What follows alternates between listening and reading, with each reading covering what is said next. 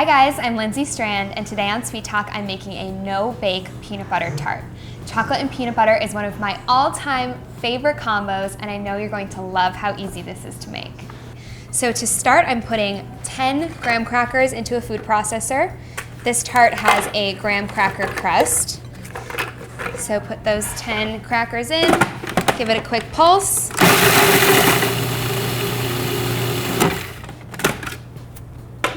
Now I'm adding 6 tablespoons of melted butter. Pulse that until it's just combined. Okay, that looks good. It's pretty much the consistency of wet sand. You can see it clumps together with my fingers. And now I'm going to pour this into our tart shell. So this is about 14 by 4 inches. Careful of that blade in the food processor.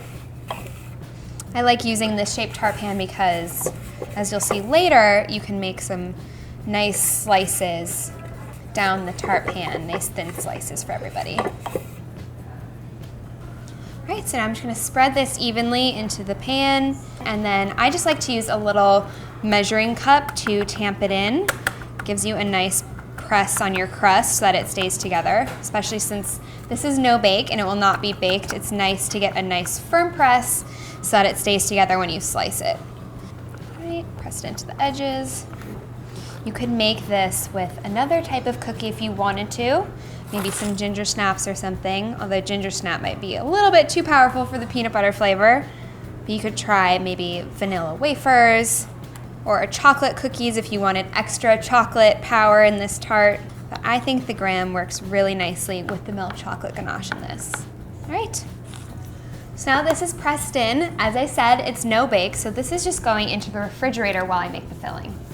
While my crust is chilling, I'm gonna start working on the ganache. So here I have 1/2 cup of heavy cream, and I'm going to bring this to a boil. Actually, just a simmer, not a full boil. Don't wanna scald the cream.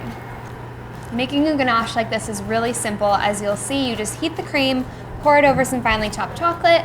This is about 1:1. I have 1/2 cup of cream and 3 ounces of chocolate.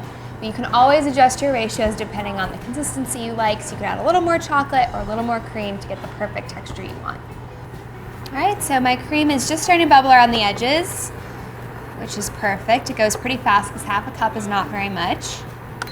Now I will pour this over my chopped chocolate. This is 3 ounces of milk chocolate. Make sure you're using baking chocolate or chocolate bars instead of chips, because chips do have a little bit of an added emulsifier or stabilizer and it doesn't melt as easily. So I chopped this really finely so it melts quickly, but I'm gonna let this sit for just a couple minutes so that it gets nice, smooth, melted, combined, ooey gooey, luscious, delicious. And while that's happening, I'm gonna get my crust out of the fridge. All right, so this has sat for a couple minutes. I grabbed my crust out of the fridge. Now I'll mix it together. You could definitely do this with darker chocolate. This is a milk chocolate because I absolutely love the flavor of milk chocolate and peanut butter together. But if you like things a bit darker, more bittersweet, totally fine. All right, so this is smooth. Now I'm just gonna ice bath this for a little bit until it holds a shape. I don't want to do it all at once. I'm not just going to let it sit in there because it'll probably set up too much. So I'm just dipping it in and out of the ice bath, starting to cool it down. And what's great is this is really the only part of the whole recipe that uses heat. It's just melting the chocolate. And if you really wanted to, you could heat that cream up in the microwave. You just need to make sure that it's hot enough to melt the chocolate without scalding and getting that off flavor. It's almost like making a little bit of a whipped ganache. All right, let's see. This actually feels pretty cool. So I'll set the ice bath aside. And now I'm just gonna keep whisking this until it holds its shape. If you wanted to, you could use a hand mixer for this, but you just wanna be really careful that you don't overmix it, otherwise it'll break. See, it's lightening in color, thickening up. So as you can see, this thickened up, it's holding its shape. It's starting to get a little grainy, so I'm not gonna go any farther, so I don't want it to break. That looks nice and stiff, so now I'll just transfer this into my crust.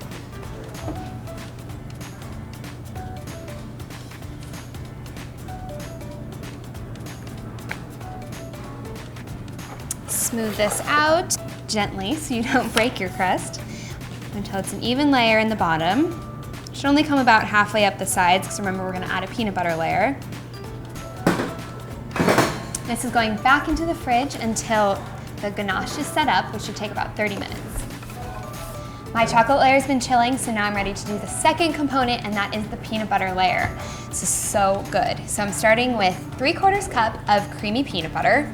I know there are a lot of healthy peanut butter fans out there, but if you want a really smooth, unbelievably creamy, decadent tart, you gotta use the creamy smooth stuff here. So that is what I'm using. This is 3/4 cup. If you don't care about the texture, go ahead, try your natural peanut butter. I'm just not making any promises of how that's gonna turn out because we have not tested it.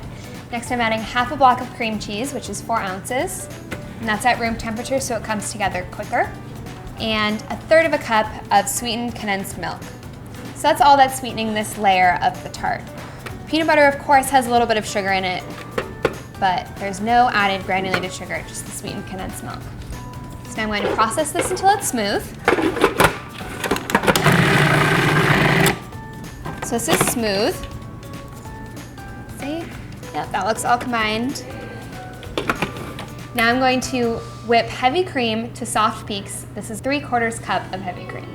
It takes a couple of minutes in a stand mixer. You could totally do this by hand or with a hand mixer.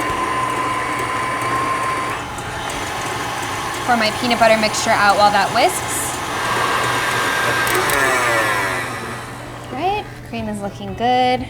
Now I'll add this into the peanut butter mixture to lighten it up a little bit. Start with that and stir it together. That peanut butter smells incredible. My mom hates the smell of peanut butter. I don't know how that's physically possible because I think it is one of the most delicious smells. This is kind of like a grown-up version of a peanut butter cup. Right, so now I'm adding the rest of it.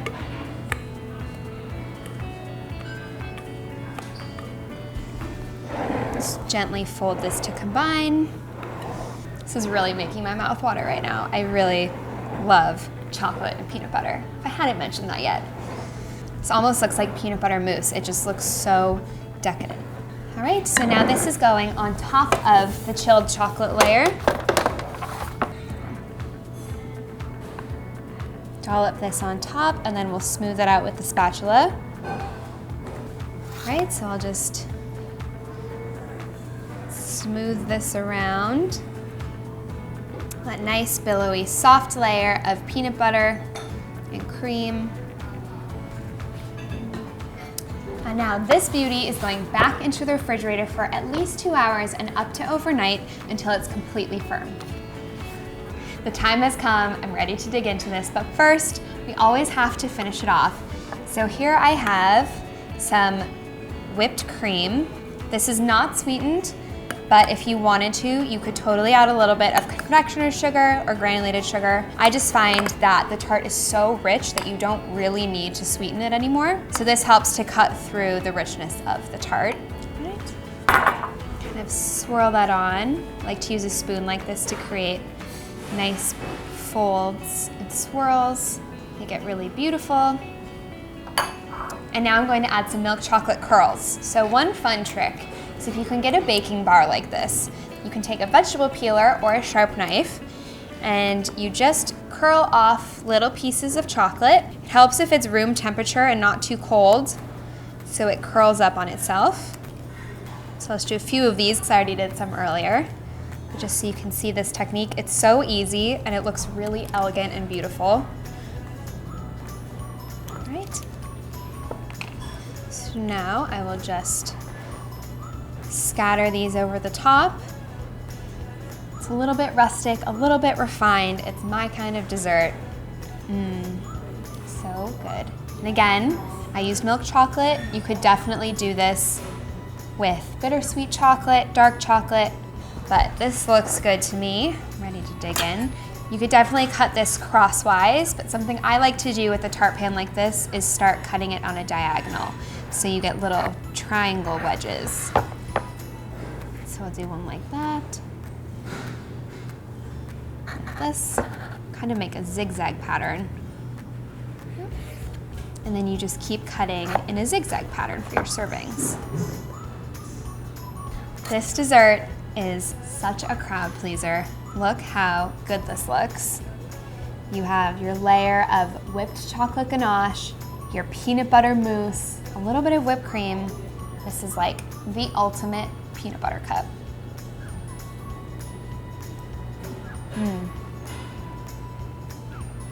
That is so delicious. Wow.